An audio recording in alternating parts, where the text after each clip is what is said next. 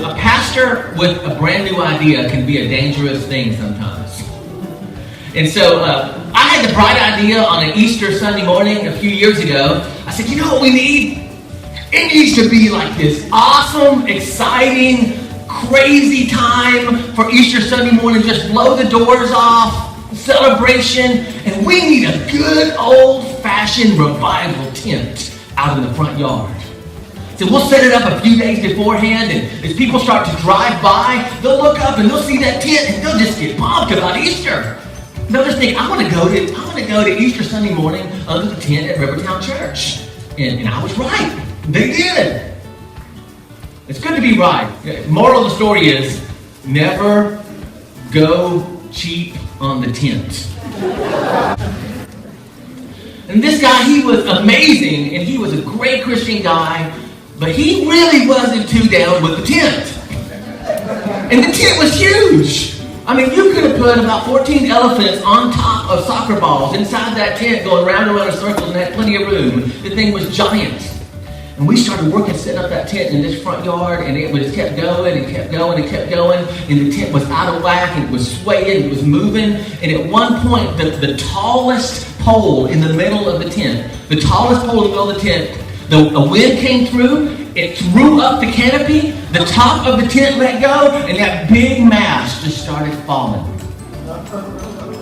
And we almost lost Dave Bell that Sunday morning. We almost lost Dave Bell. And I was so exhausted because, when everybody's standing around, and I'm out there too, and we're trying to get all the posts and everything just right, and all the stakes in there, and people kind of got tired. The men kind of got tired. And so I got to show that I used to work for a living. And so I got my sledgehammer, and I just started wailing on them, and wailing on them, and wailing on them. And Brian Jones and Alan Elliott started laughing their heads off at your pastor just trying to kill some of those stakes in the ground. My dad drives up. My dad in his Ford F-250 diesel truck that he used in his business.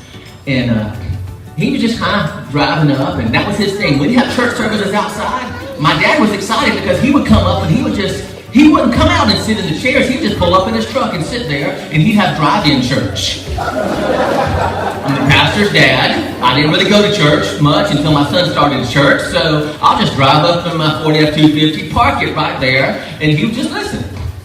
So he made his own rules. There's rule breakers, but there's rule makers. He was a rule maker. So he rode up that morning, and it was a Saturday. We were all trying to get ready, and he said, David, come here.